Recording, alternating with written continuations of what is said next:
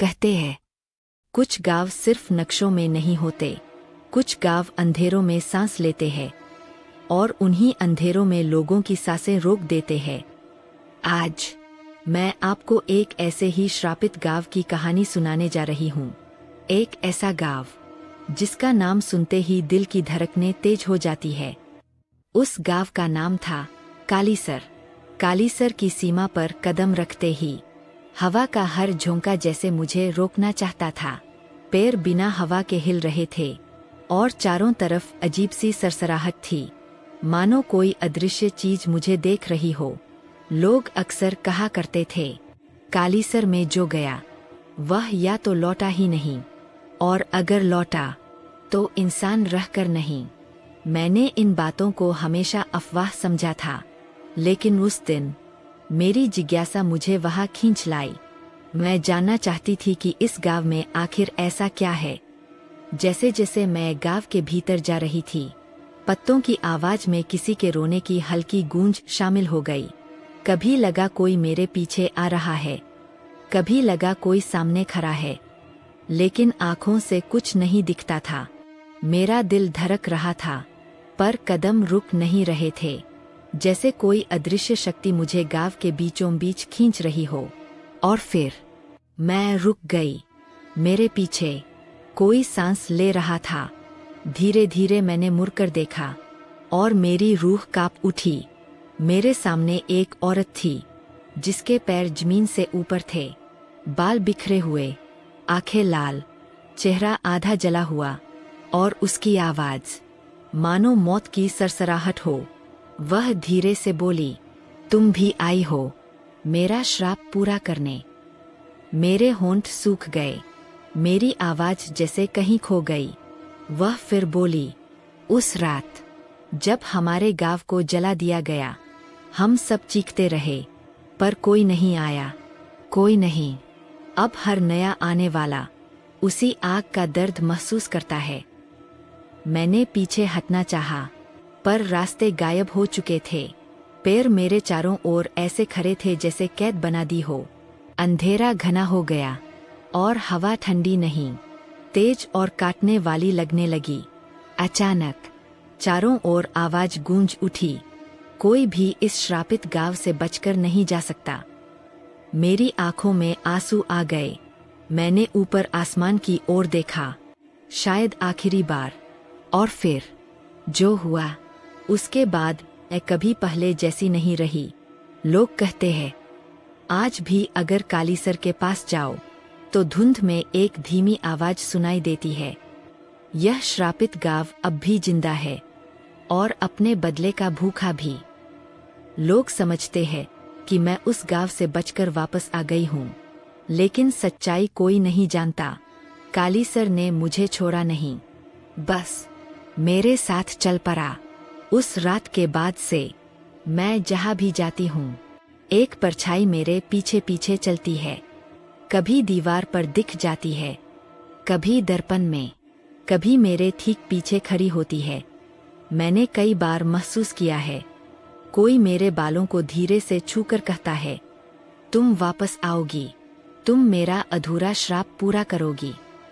मेरे हाथ कांपने लगते हैं, दिल भूकंप की तरह धड़क उठता है, और मैं समझ नहीं पाती कि मैं बचकर आई हूँ या फिर कालीसर ने मुझे अपने साथ बांध लिया है। एक शाम डूबते सूरज की रोशनी में मेरी परछाई दो हो गई, एक मेरी और दूसरी वही औरत, जली हुई, हवा में तैरती हुई, लाल आंखों वाली। वह मेरे कान के पास आकर बोली, तुम भाग कब तकोगी? श्राप से कोई भाग नहीं सकता। उसकी आवाज ने मेरी घुटन बढ़ा दी। मैंने दरवाजा बंद कर लिया, लाइटें बुझा दीं, आंखें कसकर बंद कर लीं, लेकिन वह चली नहीं गई। देर रात मेरे कमरे में तेज धुआं फैलने लगा, मुझे घुटन होने लगी, और तभी एक बच्चे की चीख सुनाई दी, बचाओ, हमें बचाओ। मैं कांप उठी। वह आवाज उसी गांव के बच्चों की थी जो आग में जले थे। मैं रो पड़ी, और पहली बार मुझे कालीसर की सच्चाई समझ आई। वह औरत, वह बदला नहीं चाहती थी, वह न्याय चाहती थी। उसकी टूटी आवाज मेरे पास आई, अगर तुम सच में बची हुई हो तो हमें मुक्त करो। हमारी राख अब भी उसी मंदिर में कैद है। मेरे पैरों में जैसे किसी ने जान डाल दी। एक अजीब हिम्मत मेरे भीतर आ गई। मैंने आंसू पोंछे, सांसें समेटी और कहा, अगर मेरा लौटना तुम्हें शांति देगा तो मैं वापस आऊंगी, कालीसर लौटूंगी। अचानक कमरे की खिड़की अपने आप खुल गई। अंधेरा भीतर घुस आया। ठंडी हवा ने मेरा चेहरा छुआ और मैंने साफ सुना, आ जाओ, हम इंतजार कर रहे हैं। मेरी रीछ में सिहरन दौड़ गई।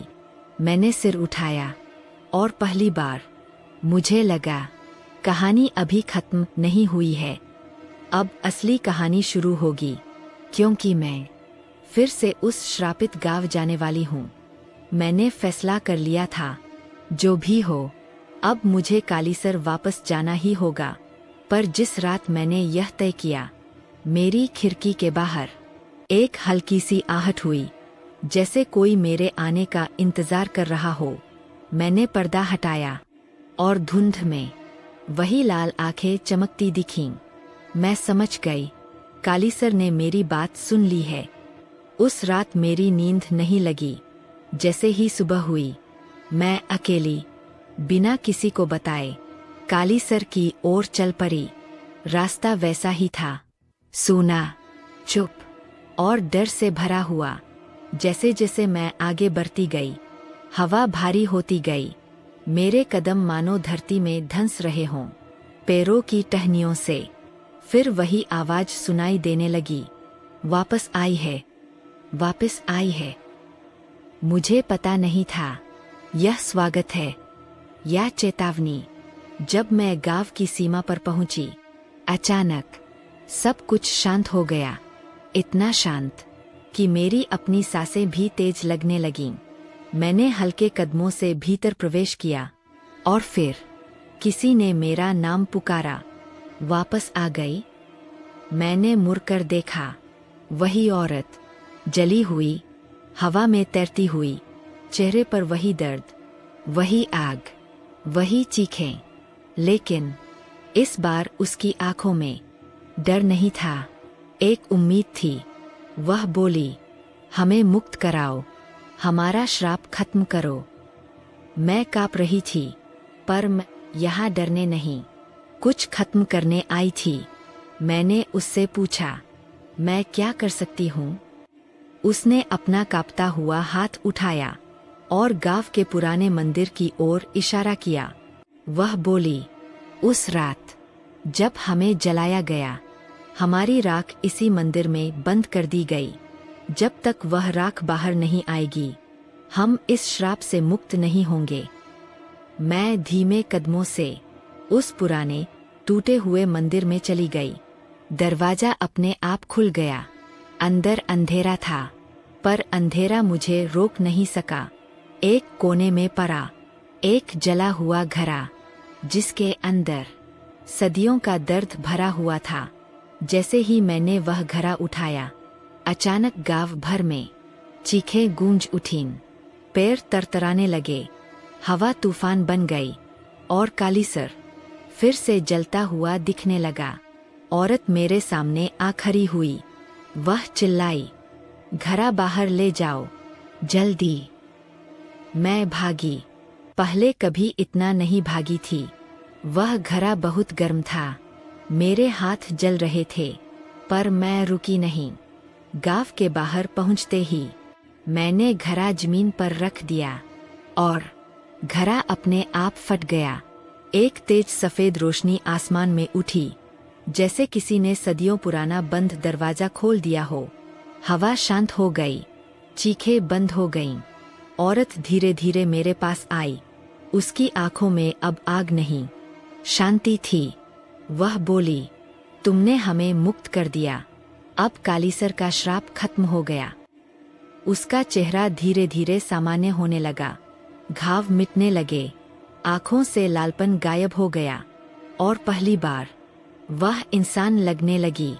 उसने मुझे मुस्कुराकर देखा और धीरे से कहा, अब तुम जा सकती हो, हम सब अब आजाद है। मैंने राहत की सांस ली। आंसू आंखों से बह निकले। वह धुंध में खोती चली गई और पूरा कालीसर धीरे धीरे शांत होकर धूप में बदल गया। मैंने आखिरी बार पीछे देखा और फिर मैं वहां से वापस लौट आई। दोस्तों, अगर आपको हमारी कहानियां पसंद आती हों तो कृपया हमारे चैनल को लाइक करें, सब्सक्राइब करें और इस वीडियो को अपने दोस्तों के साथ शेयर जरूर कर दें।